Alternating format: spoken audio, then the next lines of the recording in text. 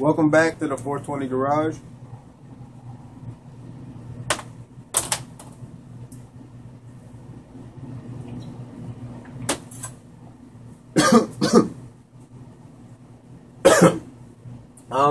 Let me make sure this camera's actually looking on me. Yep, it's still looking on me. I just want to give you a little update on what's going down in the 420 Garage. Before I go on, I just want to send a shout out to Dr. Cranky and Fast Jimmy and CK Philly and Detroit Muscle, and there's a whole slew of you out there. Sorry, I can't remember everybody's name. It is the 420 Garage. Yeah, everything's been positive, and I just want to say thanks to everybody. Dr. Cranky liked the video, and I'm sure that had something to do with it. And I'm sure he's got quite a few subscribers that come and look at him, so I'm sure the fall off traffic came my way, so I appreciate that. Let me go over the current builds. The 63 and the 74 Camaro are completed. I'll go ahead and bust out the camera for you guys.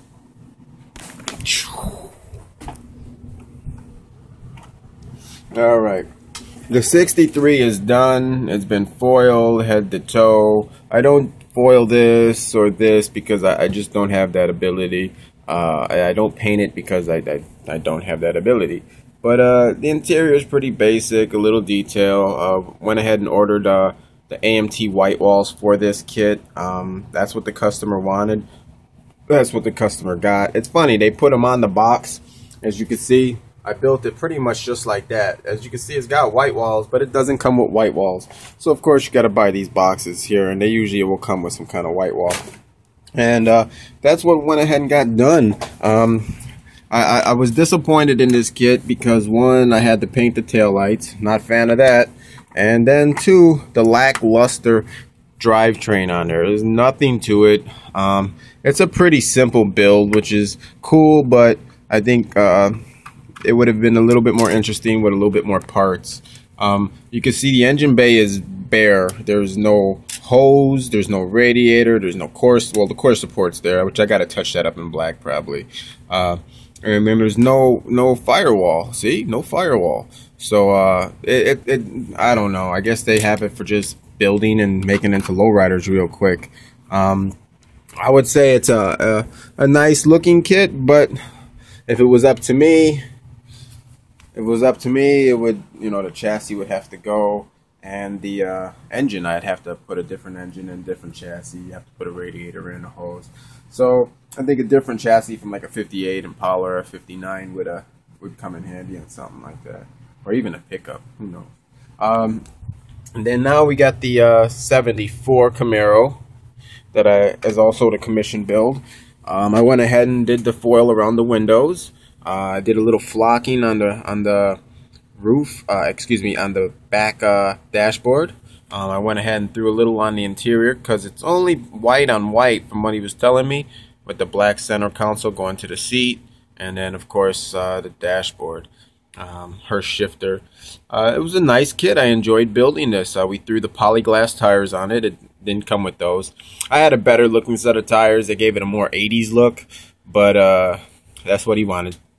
I went ahead and fused and did some body work and made sure that these two pieces was one solid one.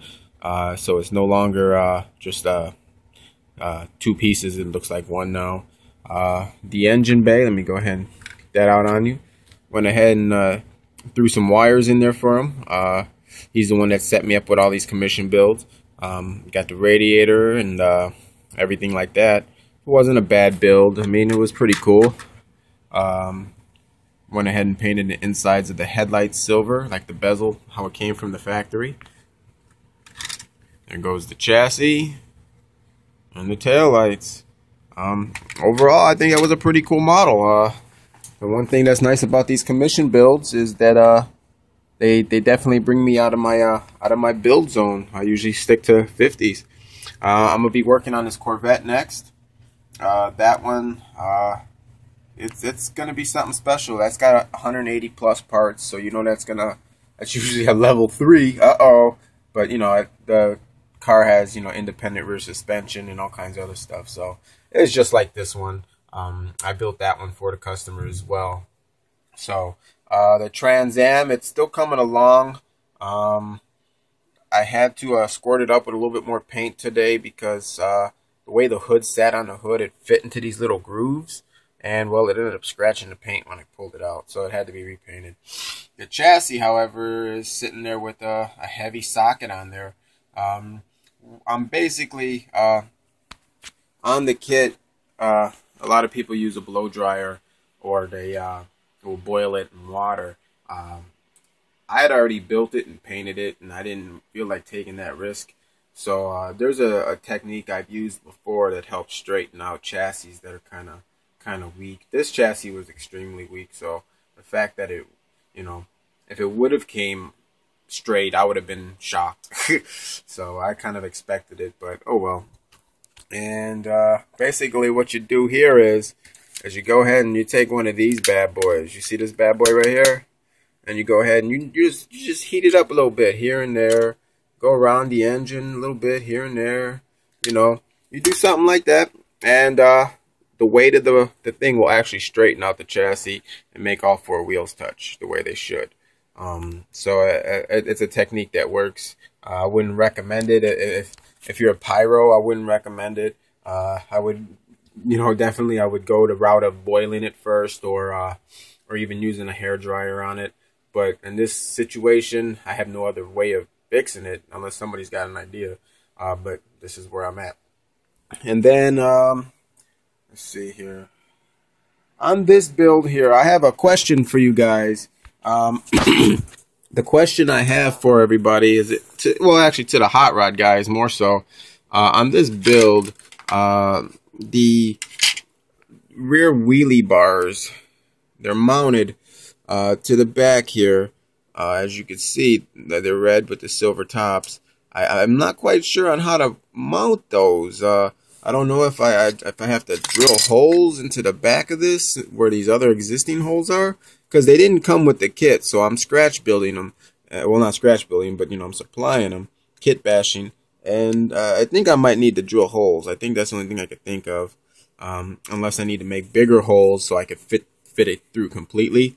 But it does give it a pretty wicked, I guess what would you call that, a rake? So when you do leave it sitting on top of it, I mean, it does give it a pretty wicked rake. Hold on, let me go ahead and get that off of there, and we'll put this bad boy here. There you go.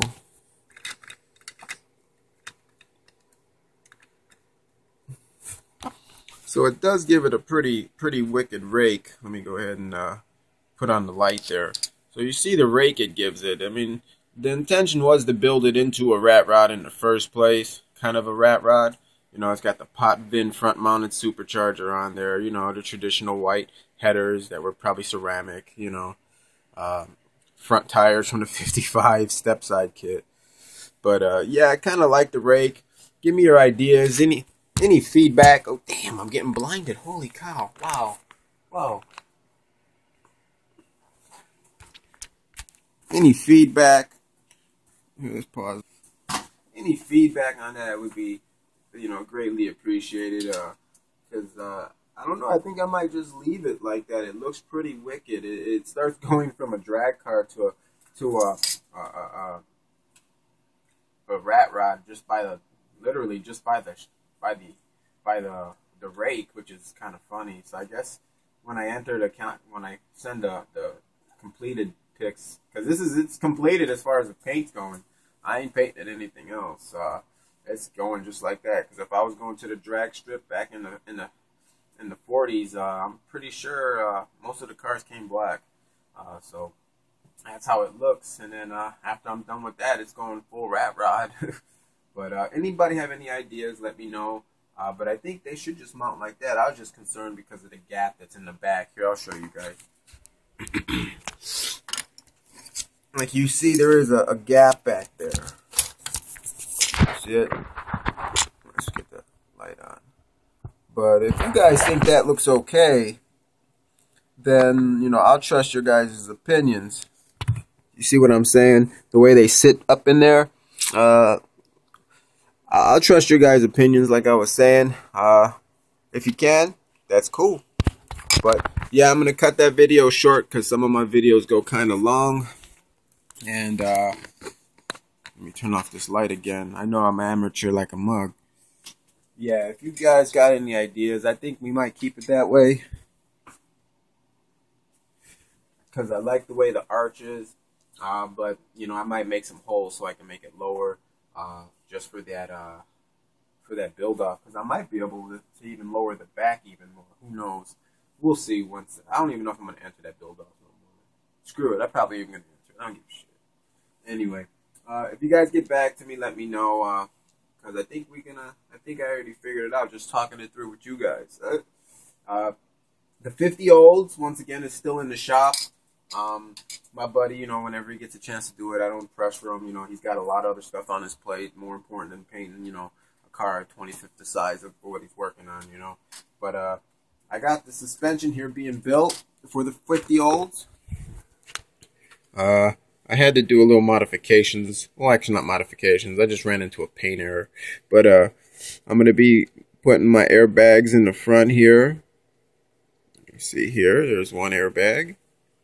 And then there's the other airbag. They look like they're just sitting airbags.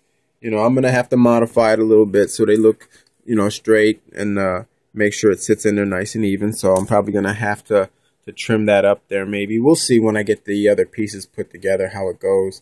And then, of course, the back, of course, they're being mocked up. So I have the back. The back will probably be the easiest, as you can see, for the bags. I got the idea for the bags off of a guy on YouTube, and they're pretty cheap to make. You could buy a box of these lock washers like this for like $4, and the same thing with these the rubber O-rings. But then once it's on there, it looks like some deflated airbags. So that's gonna come out cool. This will probably be the engine in the olds. It's an LT1, a blown LT1, so I'm sure it'll move. And then, of course, you've seen the wheels. I do have pictures floating around, but I don't know how to add pictures to my video, so I might try and do that today on the computer. But everybody, I just want to say once again, thanks for subscribing. I definitely appreciate it. I got future builds constantly coming your way. You got this one here, for instance. I like that build because, one, it was actually $10, right? It was $10. I actually got it on the clearance rack at Hobbytown, USA. Picked it up for $10. You can't beat that. I also picked a Snap Tight 78 Monte Carlo Snap Tight kit. Don't get me wrong, it's a Snap Tight, but a 78 Monte Carlo is still a 78 Monte Carlo. I picked that up for $5, and it's 1/25th scale too. Unfortunately, my wife talked me out of it and told me to give it to my 4-year-old son for his birthday, which I gladly agree to keep him into the hobby. We got the little coffin that's going to be coming up pretty soon. Here's the original box of the Corvette. Here's the original box of the Trans. And there was the Impala that I finished. It looks just like that. Stay tuned, everybody. And once again, thanks for subscribing. Peace out.